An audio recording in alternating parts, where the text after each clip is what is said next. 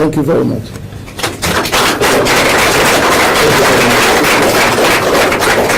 Is he yes?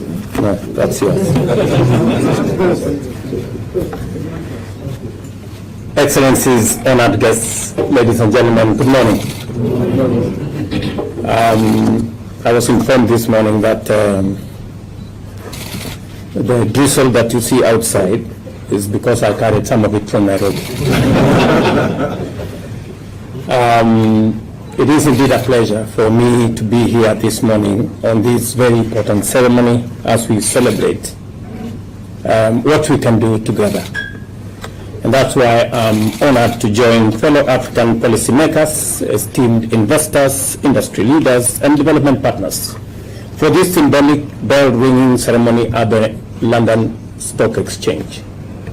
I've had the privilege to do this in the New York Stock Exchange and of course Nairobi Stock Exchange. I am looking for the next episode, someone else. For decades, the UK has been a steadfast partner in Kenya's and Africa's development journey, supporting institutional reforms, infrastructure, and market development that continue to shape a much more prosperous and resilient future for our continent.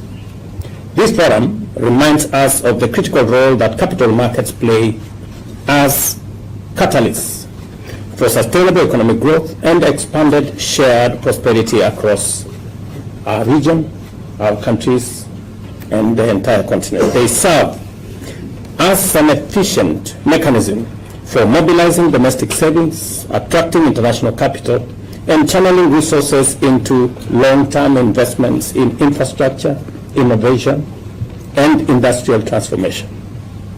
Across Africa, we are witnessing the growing potential of equity and debt markets as platforms for financing national development priorities. And I remember making the statement day before yesterday in Spain that sovereign debt is actually an instrument of development.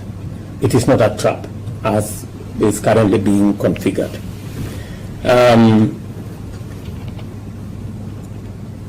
Well-functioning domestic capital markets enhance economic resilience by cushioning against exposure to volatile capital flows. They reduce dependence on external debt, foster transparency and governance, and diversify investment opportunities for both individuals and institutional investors. Kenya is committed to the development of its capital markets, particularly through strengthening the Nairobi Securities Exchange. This commitment is underpinned by strategic reforms and refreshed market-focused strategy under the leadership of the new Nairobi Stock Exchange team.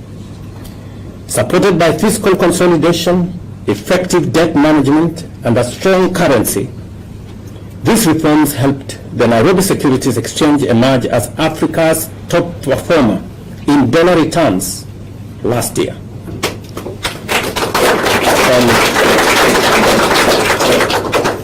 This was a study that was undertaken by Morgan Stanley Capital International.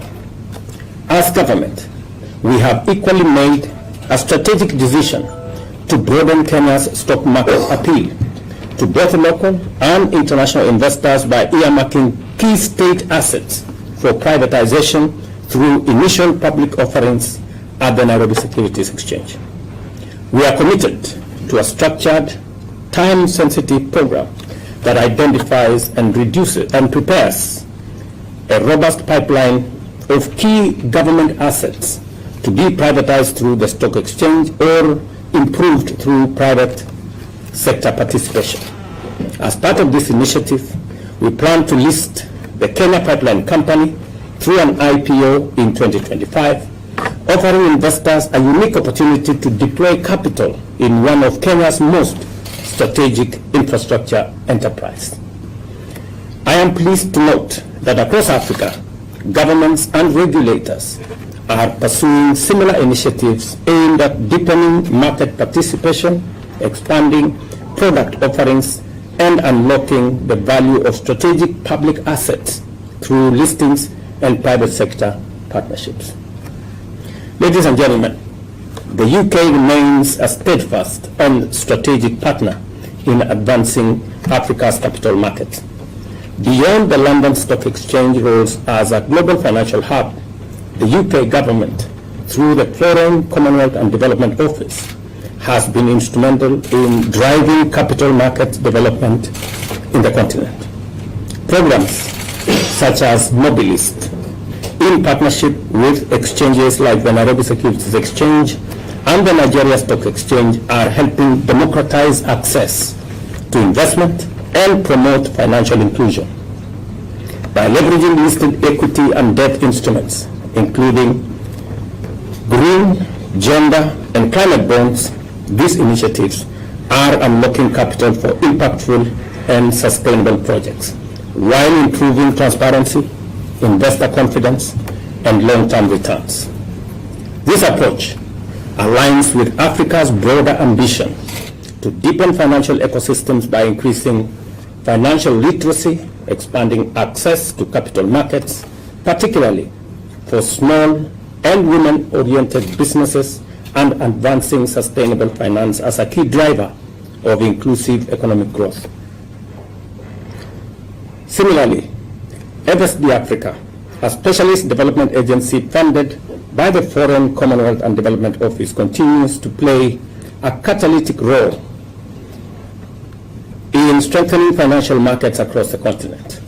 Through policy support, technical assistance, and innovation, FSD Africa has helped unlock new asset classes, drive regulatory reforms, and integrate climate finance, gender lens investing, and digital financial solutions into African capital markets.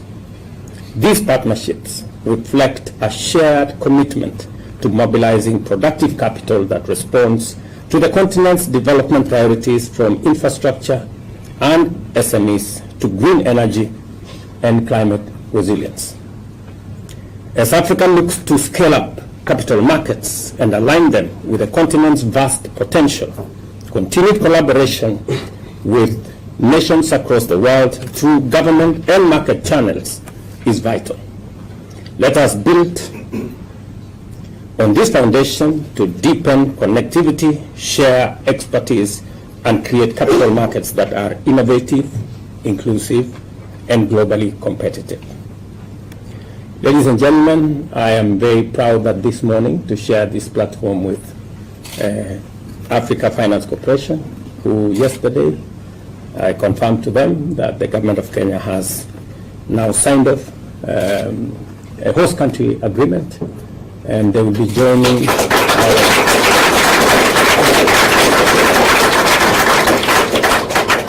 our list of premier corporations in Kenya, alongside Global Health, Bupa Global Health, again, who yesterday we signed on board to come and open their office in Nairobi. And later this morning, we will be signing off with Lloyd's of London, a premier insurance company, the oldest, I'm told, again to join the list of companies coming to Nairobi as a financial hub. This tells you the story of Kenya being ready, prepared, willing, available to do business.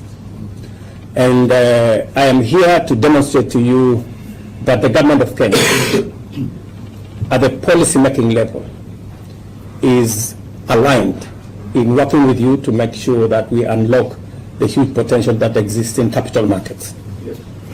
It's not just government of Kenya. Even the financial district of Nairobi, the governor of Nairobi is here to demonstrate that the leadership of the city itself is also aligned in making sure that we tap into this great resource that can be used to drive development and create inclusive prosperity.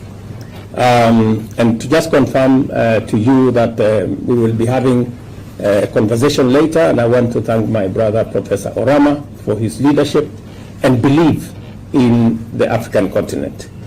It is that belief that helps us create networks and work with others across the globe And I am on to confirm that we will be looking at opportunities of cross-listing some of the assets that we are doing in Nairobi Securities Exchange, so that we can see how we can improve liquidity by cross-listing with London Stock Exchange.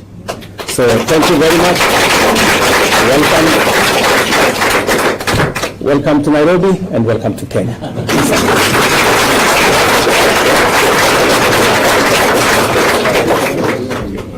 Well, nearly that.